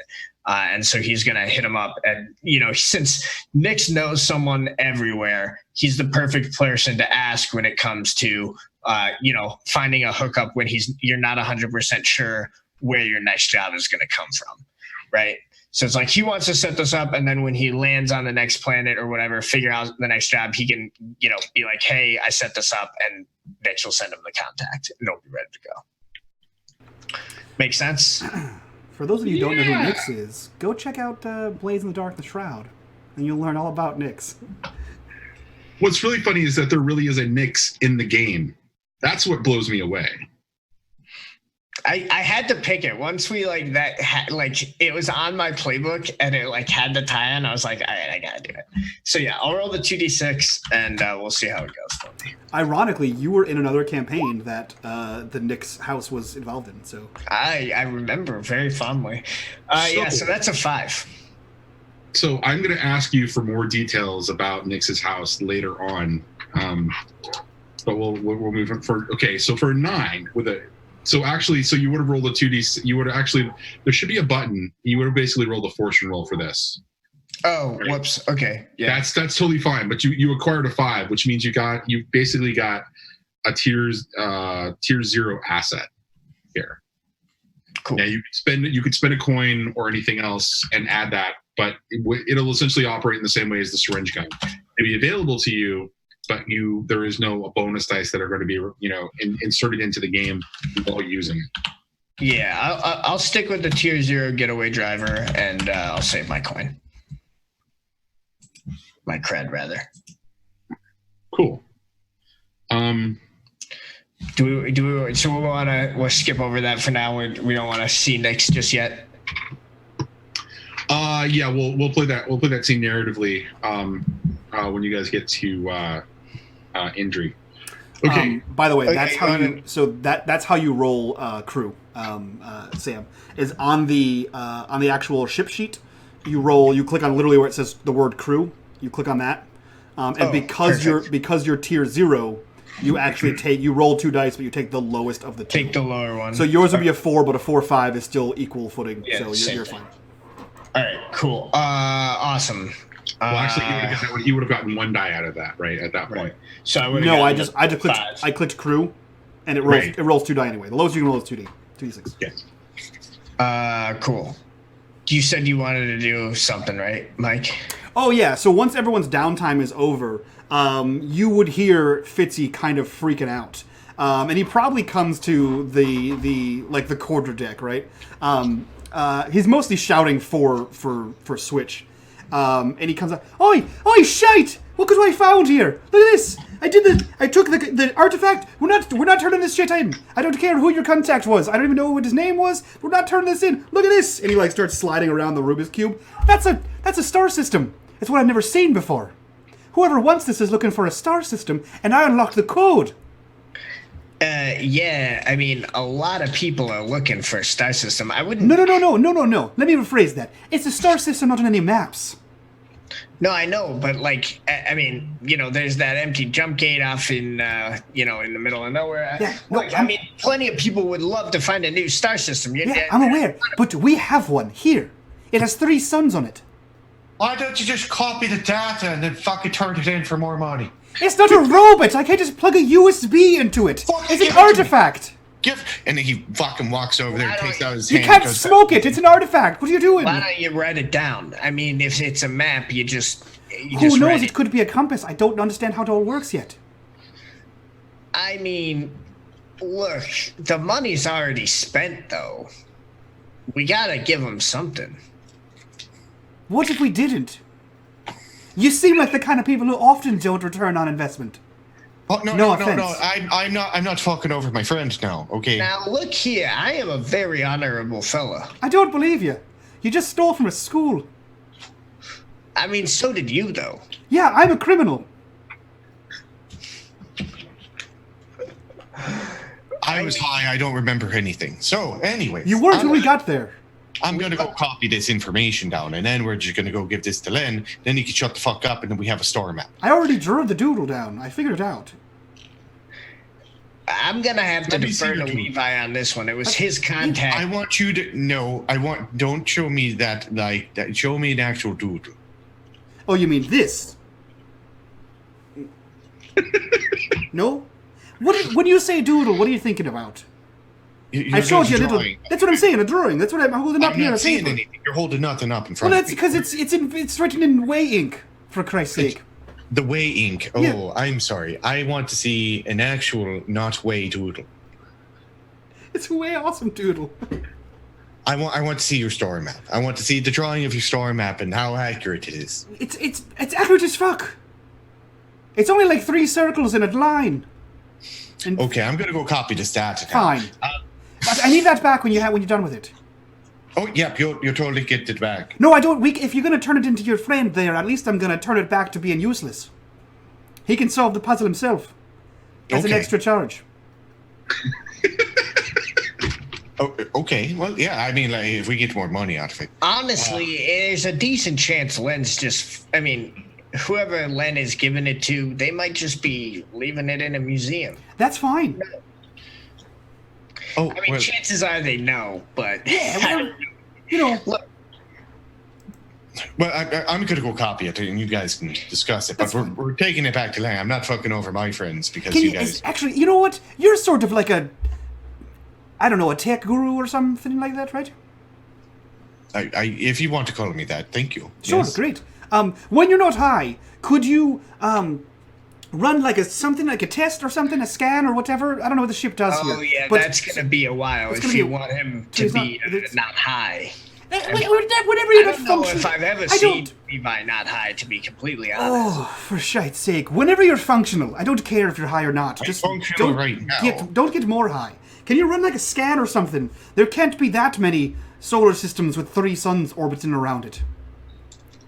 I'm sure. Yeah. I guess I can do that. Great. And then I'll just go fuck off. All right. I mean, look, fuck off. there are 4 known systems, and I can tell You fuck off. certain that none of them have 3 suns. So it's I mean- definitely a different system. I mean, Iota has 2 suns. I don't know if you've ever been there, but there's...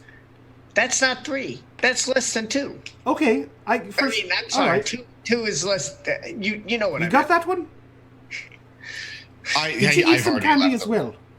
I'm already back in the engine room, like copying data and fucking with this thing. Anyway, I think if we find a system with 3 stars, it at least puts us in a better place to find whatever the fucks are else around there. I mean, I guess I'm with you, but like, I don't really see how a bunch of bums like us are really gonna make a difference. I mean, like an amazing captain like yourself, you could definitely travel through deep space without a jump gate, no? I mean, you navigated around those 12 moons and 3 ships shooting at us. Just super great. You do understand that space is like really big, No.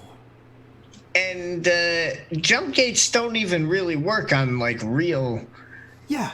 physics. Sure. So like, It works on space magic. we would definitely die if Yeah. we tried to do that. On the bright side, at least you don't have someone who's well versed in the way who can navigate without a star chart.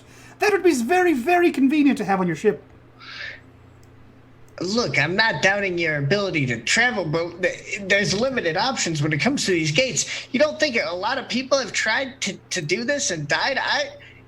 We're a damn smuggling ship. Yeah, and now we can smuggle an entire solar system. That's not what smuggling is. That's called discovering a new solar system. That doesn't make me money. I think it makes you the most money, if I'm not mistaken. All right, look, that's kind of what I'm saying. I mean, the moment we open that up, you realize how many people are going to be asked. The entire goddamn Imperial Army, you know, every noble around the block, the corporations, every syndicate. But that once you plot out the star course, then you just sell it to the highest bidder. After we've looked around for all the cool shit, of course. You're going to get shot in the back of the head before you have a chance to put it up for auction, you moron. Well, you're the captain. That's your job. I don't want to get shot in the head, and that's why I don't want to do this, guy. Oh, for shite's sake! What kind of cowardice crew are we on here? This is terrible. I want to do what I have always done. Rip people off, smuggle some shit, and make some goddamn money. I don't want to go discover a new goddamn world. I don't want to be Christopher Space Columbus over here. I just want to make money. And then I can go retire and be done with and no one will try to kill me anymore. I don't think any of that's true, but fine, whatever you want. Fuck off then. And he goes to leave and goes, you know what, as a matter of fact, and I assume because of the ramshackle crew this is, there's a whiteboard, like one of those like magnet whiteboards on the wall, and he goes, and he writes to-do list, and he like looks over at Switch the entire time, and he just writes -mutiny. I'll be in my bunk. And he just leaves. Oh, you erased that. That's a very serious. I wrote board. it in That's- permanent marker. That board is for serious things. Get a new bard. Wait, when did we get the fucking whiteboard? It's been. How high are you? It's been there for fucking space weeks. What the fuck's a space week? I don't know. It's hard to keep track of cycles when you're in different solar systems. There's suns moving, planets moving around, all kinds of whatever. I don't have a Well, time space is watch. only relative to where you're at. I know. That's why I said space weeks. What? It's relative to space. It feels like it's been here for weeks. All right, How's that well, map going? You're very loud from the engine room. I'm gonna No, go take. I'm yelling from a far distance. I can hear your fucking loud ass over there, you drunkard. I'll be in the galley. I'm gonna take it. If you have any other crazy ideas that'll get us all killed and blown up and spread across the system in little bitty pieces, let me know. I'm sure I have plenty. You'll turn them all down, you shite. Yes, great. Switch just walks away, shaking his head. It's like, oh. You're trying to erase mutiny off the board. Just fucking draw over until you can erase it. It's not how it works. It's a permanent. Whatever. Yeah, yes, Johnny. I think myself and chat would like to know a very specific question. Can you tell us a little bit more about Christopher Space Columbus? He got syphilis. Space. He got Well, space George, syphilis? That's did pretty you good. not? Did you not do your space studies? He discovered Space America, and he took it from the local colonists that had already been there for so long. I was It's figuring kind of a that- terrible shite. I was, It figuring was that I was talking about regular Christopher Columbus, and then Switch would be Christopher Space Columbus for finding the new system. See what I'm saying? He killed a whole city of rabbit people. They were indigenous.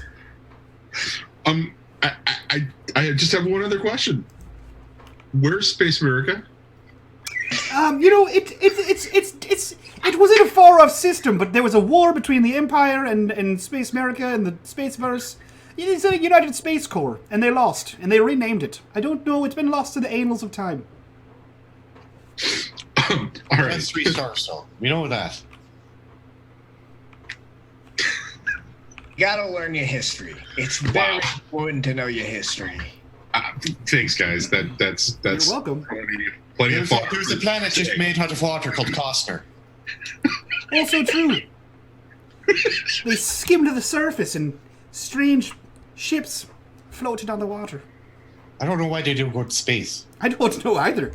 I think they used tin. I saw the one man. He pissed in his own mouth. It's terrible. What? Why? I don't know. I think he just wanted water, but there's so much around him. I don't know why he just didn't scoop it up and drink it. I mean, depending on what planet, you pay extra for that. That's true. I wouldn't know anything about that, but Levi, which planet is that? Oh, that would be. Let me take a look here. the Ring of Fire. Oh God. We don't talk about the Ring of Fire. Down to that burning Ring of Fire. I mean, there's several planets I could see. The Borans, if you know the right people. The Cove, definitely. Injury. There's. I mean, there's a reason it's Omega's quarantined, if you catch my drift. A bit dirty. Oh, space syphilis. It's spiffless, if you will. Syphilis. Syphilis, Space Columbus, Space America. Wow. All right. Let's. Their symbol is the Great Holy Space Eagle. All right. So we're going to cut to downtime, sort of Anywhere like else? coming to an end, and we're going to montage a bit. Switch, you seem to be the quote unquote captain directing this whole thing. Why don't you narrate us through the jump gate that leaves Brecht, takes us into the IOTA system, and then gets you across to Indri? Yeah, I think like as they approach, they turn on like all of their like kind of they're like, this is a normal ship protocols, right? So we like you know, as opposed to like the kind of normal like bickering downtime that we've like seen, we see like everybody kind of like off in their own position, like doing their jobs on the ship. Like Switch is like I'm guessing like Fitzy's kind of like plays like like co-pilot. It sounds like based on the dynamic we've set up. Does that sound about right? So yeah, so like it's like Switch and Fitzy are just like kind of like pressing buttons in the cockpit. You know, we got Levi down in engineering and the doc, you know, tinkering away, doing what she does, and we get like in this, you know, line of ships, and I don't think there's like really like there's not like the space customs. It's just like kind of you have to wait your turn to get into the warp, and I think maybe like there's like one moment where like, you know, there's like a little like he knocks Fitzy's hand away. He's like, look, we're not using we're just going to use the regular normal route this time. I'm not trying to cut off hours with this, you know, secret warp. It's an easy, you just, and you go right around and there's a back door. You just. Nope, too late. He hits the button and we just like enter into this gate. And I think like. Now we're just in a tractor beam for hours.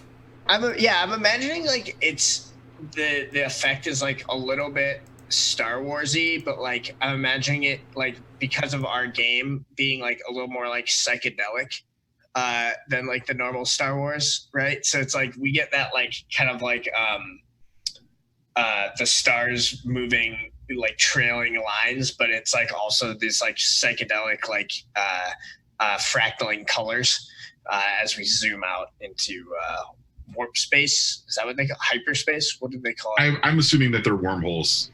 Yeah, wormholes. Sure. Right. I mean, that's really what I've been trying to figure out is like, what is the appropriate way to describe that? There's really not a narrative description. Glory holes.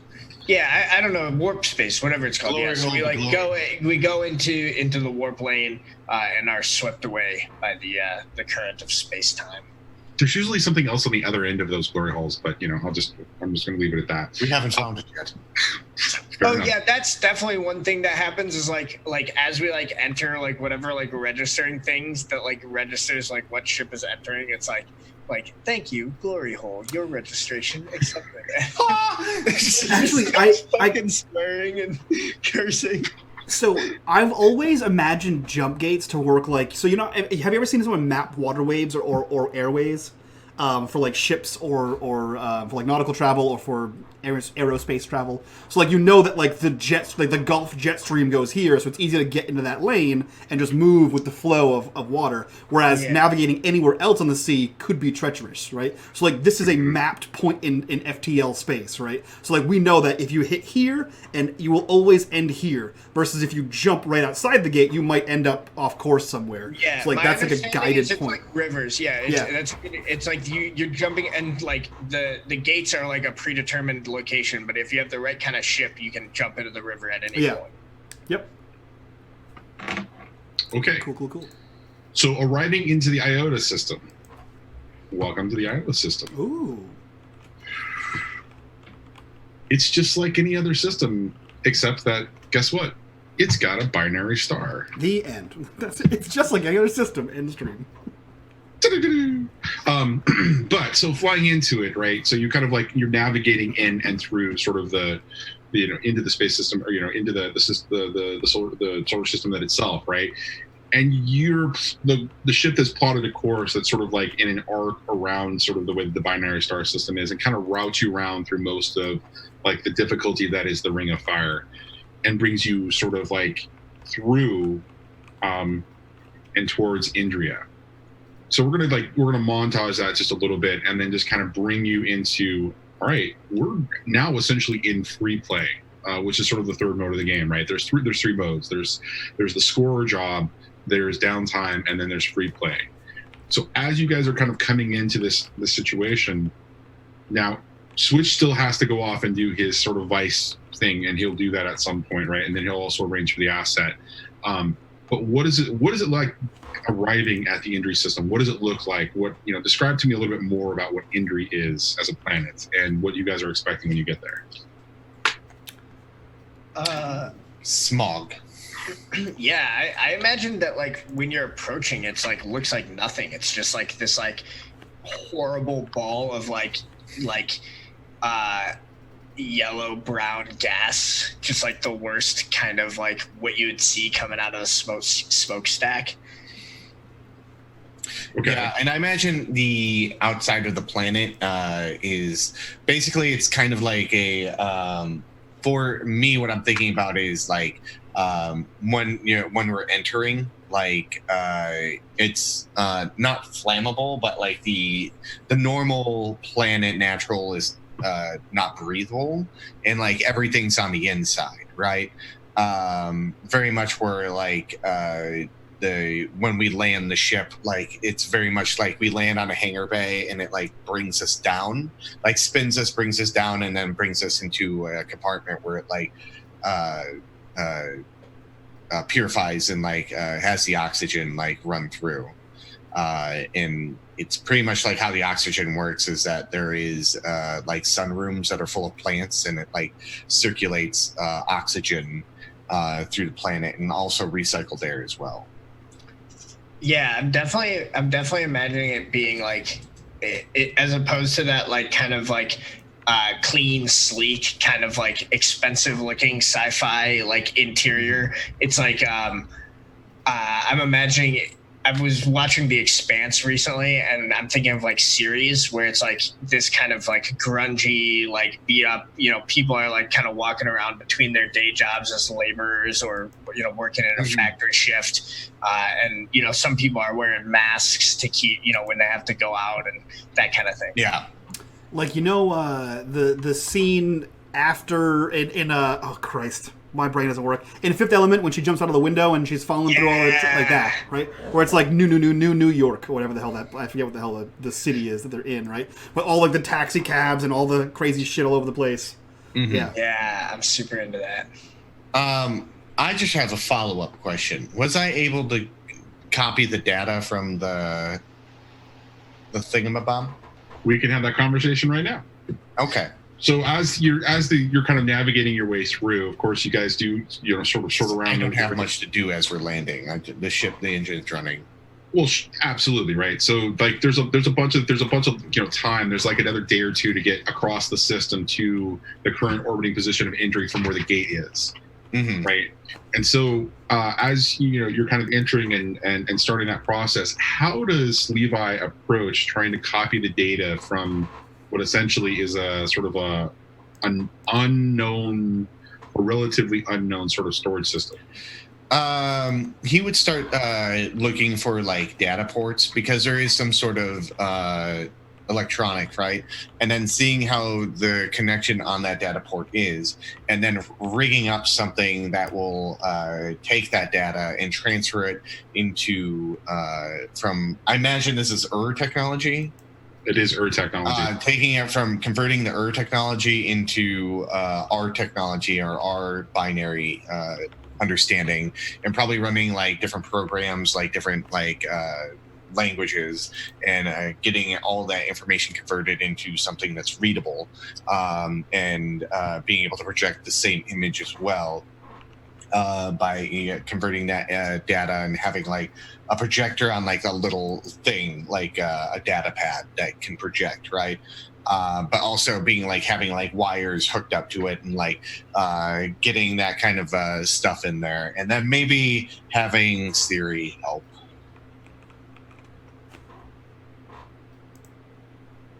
You sound a little bitter about that. I am, because Siri's a fucking bitch. All right. I'm like Siri, what? Look at that port right there. Okay, so I'm gonna put that port there. Is there anything that would fit that? I'm sorry. Can you say that again? I didn't understand you. And it's just like it's always like doing that like thing where like Siri didn't hear you, and it's like she heard me. She knows what I said. She just fucking does that all the time. If I remember correctly, it was suggested that Siri was actually voiced by Sigourney Weaver, which seems totally appropriate in this particular situation. All right, so it sounds like you're doing less hacking and more rigging right now to kind of get a connection here. Yeah. Yeah, it seems like it seems like you are. I mean, there's an element of hacking as well that could go into this, but it feels like rigging is probably your best bet. So unless you have a different thing you want to do. I imagine it's rigging, and then it's when I got everything connected, hacking. Okay, so it's like two different kind of rules kind of a thing. So let's go ahead and make that Make that happen. Okay. So a rig roll. Yeah, let's go ahead and let's have you do that, and we'll say that the position is going to be controlled. Okay. Although it could be argued that it is risky because I have a question for you. Does Levi have any experience working with technology? Other than the droid. Other than Siri? Yeah.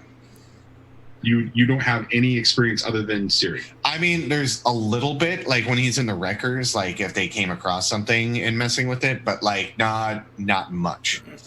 So that it's still a little out of his wheelhouse. But it's something that he can slowly figure out. I'll take a stress and I'll help you. Okay.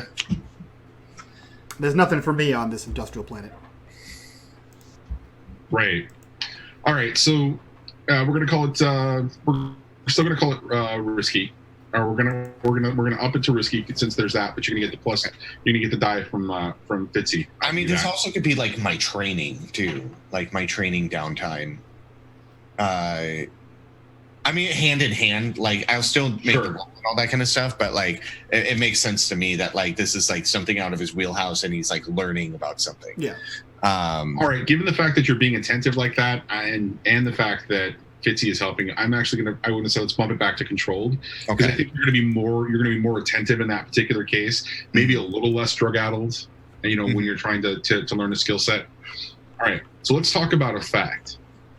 Right now, it seems like the effort of getting that connection to actually work, so that you're actually able to then execute your hack. Seems like it's a limited kind of a situation. Okay. I mean, it's one little thing. So let's call it that. So controlled limited, +1 die for Fitzy's help. Do you want to push yourself or take a devil's bargain? Not yet. Okay. Then roll. Maybe during the hack. We'll see. Okay. Then take a roll. Then roll it. Okay. 416. All right. So based on the way that you kind of describe it, it takes you a fair bit of time, but you are able to kind of like finagle the interface open and available. You saw how Fitzy was kind of like moving things. He showed you a little bit more, and you are now able to plug essentially your data pad into your hacking rig into this device. In something that looks like it shouldn't work at all, and yet you're getting positive signal state. You're getting a sync state, so you're going to be able to interact with it. Okay. Okay, go ahead. So the next thing is the hacking. So let's go ahead and how would Levi approach this? Is this like he's going to hack the planet?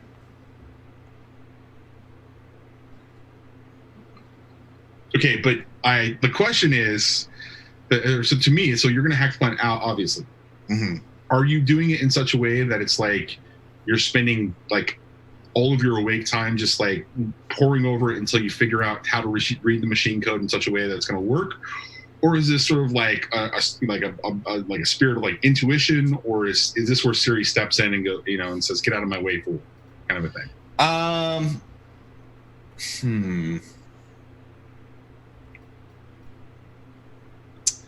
I wonder, because it's always a competition with Siri. So he wants to hack the planet, use a special. Can I do that? Yeah. Yeah. Okay. And then it would be him using a special, and then like the droid going like, "I understand it better than you. I have data banks and blah blah blah blah blah," and like goes on like about a bunch of code. He's like, "Do you understand binary? It's not the same as your human binary because you're a stupid person." And then I'm like, God, and I'm like tapping away at it. And I would roll my hack. If I may, I will assist, and I will take the negatives of the devil's bargain to give you a devil's bargain, in that you don't read precursor text, right? So to translate the words on the screen, to be able to hack it, you need a translator. And so I'm reading you what it says so that you can actually do the command input.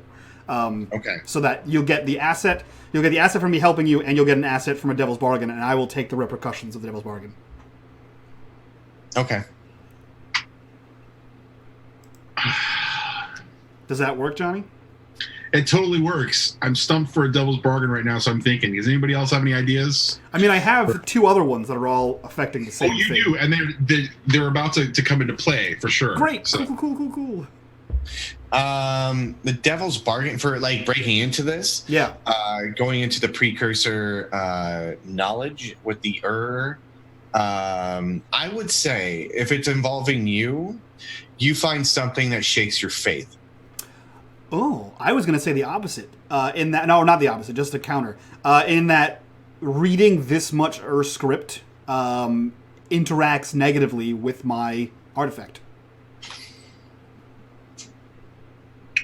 It's up to the two of you. Whichever you guys think is the better one. I think it kind of like short circuits my artifact.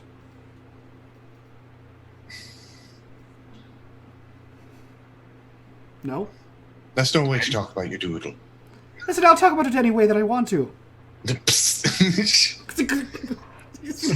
What's your artifact? He has an artifact in his head. Basically, that lets him do his stuff. That's what lets him see the way in the way that he sees it. How long would that affect you?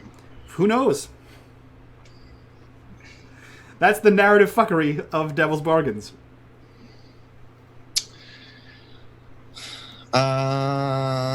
I mean, if that's how you want to play it, it's your character. Yeah, I'm down for that. I'm down for Okay. Space fuckery. So you're going to be space fuckery, temporarily insane. Yeah. Okay. Yeah. Narrative coma, here we go. So you get +2 on your dice. Yep. Okay. Hacking. And then you may expend 1 special armor to resist the consequences of hacking or to push yourself when hacking when gathering info electronically. Okay. Hack. So this is risky? Yes. Okay. This is definitely risky. Mm-hmm. The effect, I think, is going to be you're going to get more than just the information. Okay.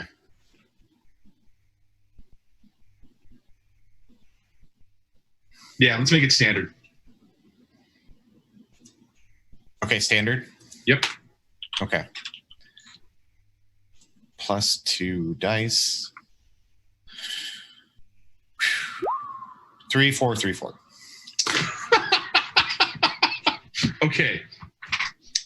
So the process starts, but it's really slow, and it requires you to go line by line for each command as you're copying essentially each sector. This is painful and incredibly excruciatingly slow, but you and Fitzy are able to do it after lots of hours of like stimulation, like stimulants, like drugs and what have you. Funny thing, Fitzy, as the data is being copied, that voice starts to come back. Hello? And you hear it a little bit, and then it kind of disappears. And then the next hour, it's like, is anybody getting this? Like, hello? And it's really sort of weird and annoying, and then it disappears again. 50% through this process, and you guys are almost like you're halfway to the planet at this particular point, and you're starting to notice something about Fitzy Levi. He's having some sort of like weird physical effect, and you're not quite sure what's going on. But he looks like he's not being affected by the drugs, but like some other physical ailment. He's starting to have like physical manifestations of like being sick or whatever. But he doesn't look like he's responding to it. He's just like his skin is getting a little paler or what have you. Oh, he's going through withdrawals. For Fitzy, his eyes start to, for your eyes start to kind of like you're having trouble focusing. Your head's really starting to hurt, and every once in a while, you're kind of like, "What's going on?" And you look around, as if there's something out of the corner of your eye, and then you come back to the command and the next command, and you're translating it, and it starts to copy. And of course, you get a second while you're just able to kind of grab yourself, your forehead, and just kind of rub it a little bit. But as the last command comes through, you get this sense of relief, and you look up, and you see somebody standing there that shouldn't be there. Hello? Hello? Hey, can you see me? And it's this 40-something balding man dressed in a set of robes, sort of like a Friar Tuck kind of a look. And he's like, wait, can you can actually see me? Oh shit! A space ghost. What? What? The fuck are you talking about? No, I'm not a ghost. I'm not a ghost. You don't hear anything. He's not a ghost. Levi whatsoever. Just a space man. Just hanging out. Okay, do you need a drink? No, I'm already sauced. Do you need it? Go ahead.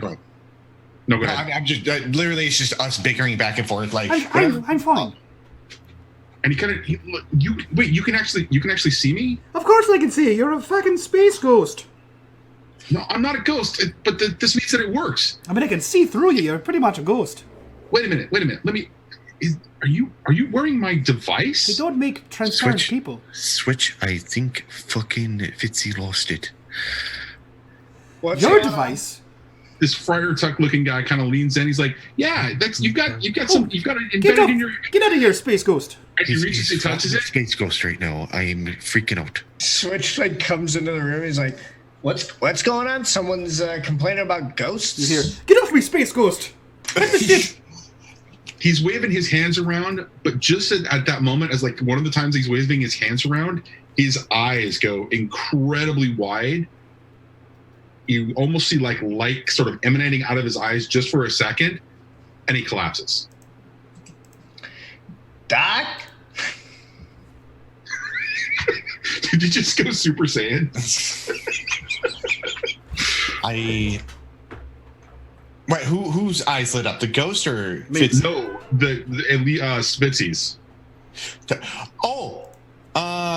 Shite. We got the data though. That's good. Yeah. And well, I think column A, little column B. Is there smoke coming out of his ears? I do think we need the doctor. Holy shit! Or am I just really high? Is that you see that too, Switch? Oh yeah, that's. Oh, he fucking pissed himself. Jesus fucking Christ! You fucking asshole. That's when the proximity warning starts to go off. How long have I been awake?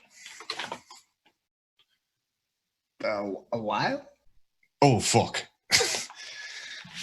Proximity warning continues to go off as if you're on a collision course. It's starting to freak out.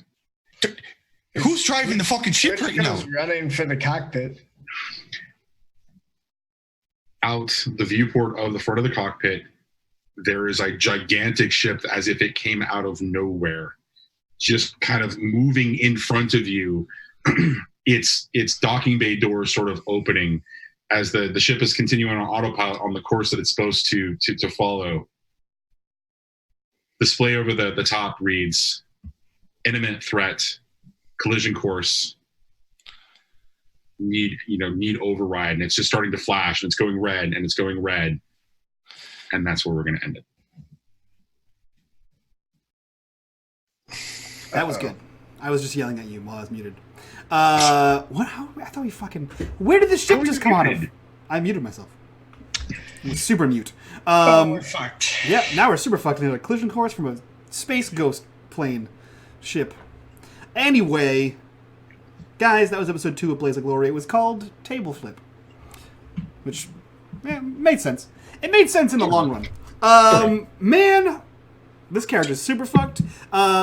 Super glad that... Tableflip is the mutiny, where you're like, fuck this! Yeah. We're going to a new galaxy! Eat shit, sir! Mutiny. I wrote it in permanent marker, too. You shite. Yeah, guys, this is episode 2 of Blaze of Glory Hole. We will be back next week for another episode. I will not be here because I'm in a space coma. That being said, everyone else will be here, and hopefully I will be rescued from a space coma by the end of that. But really, I won't be here because I will be at Gen Con. So if you guys are going to Gen Con, come say hi, give me a hug, high five, elbow touch, whatever you want to do. We'll take selfies, do all kinds of fun stuff. But let's go around, introduce our cast and crew, get the hell out of here, and go host one of our friends. We'll start with Loke. Who are you? Where can we find you? And what are you up to? My name's Mick Loken. I play Levi, our lovable hacker who hacks the planet, who hacked technology, which I want to say that he's writing down the precursor script so he can translate it later without a fucking slow-ass mystic ninja slowly reading it to him over and over, and then pissing himself after he's done. Okay. You guys can catch me at twitch.tv/RickLoken. I stream GTA RP currently. I've been playing a lot of the police officers. I'm one of the police officers that investigate a lot, so I like build cases and shit. Or I play a dog sometimes, depending. Levi Levi is there, and he's a hacker that drives around on a motorcycle, so that's where the inspiration of Levi comes from. But basically, catch me. I'll be streaming tomorrow because my other show is canceled currently for this week. So yeah, come by and say hi. Fantastic. Let's jump over to Sam. Who are you? Where can we find you? What are you up to? I am Sam, twitch.tv/WizandFool, Twitter at TheWizandFool. I am going to be on AP Gaming Reels channel on Sunday to play A Song of Ice and Fire game, even though it's been plagued by technical difficulties. We're getting back on track. What I want everyone to imagine is after that wonderful last shot that Johnny got us with like the ominous music in the ship, we had the like momentary like cut to black, and then to wrap around the whole episode, we just get right into robbing people with a 6-gun. I fought the law and the law won. Blaring over our end credits. Yeah, that's what I'm doing. I'm having a blast. I'm glad people are tuning in, and I can't wait to see where we go from here. So yeah. Speaking of Johnny and singing of Ice and Fire, Johnny, who are you? Where can we find you? And what are you up to? Johnny, Video Store Cowboy everywhere except on Twitter, where it's Vid Store Cowboy. I am running this game. I've got something going on with Sam over on AP Gaming with that Song of Ice and Fire, which is I'm really glad it's beginning to take off finally. All those technical issues and all the little things aside, it's gonna be pretty fantastic. And then I'm over on Arvin Elron's channel right now for Esper Genesis and something new coming up in August. And otherwise, you probably find me this week. I'll be streaming something. I don't know what I'll be streaming. And I just want to say thanks, guys. It was another great episode. Lots of crazy stuff for me to sort of, kind of pick up and start add to the setting Space America. Let's be clear. There's going to be a lot of fun stuff for next week. So, all right. Fantastic. Thank you so much, guys, for being here. Thank you, chat, for being here. Also, if you guys want to know more about this setting and the world, Johnny and I will be releasing information on that soon. TM soon.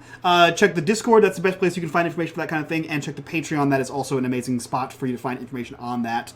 That being said, if you guys want to support the channel, please go check out our Patreon. Join us for a conversation in the Discord. And we're going to go raid our friends, Greg over at Tales from the Grim, where they are also playing some spacey madness. They are playing some Star Trek. So go check them out. And from all of us to you guys, bye-bye.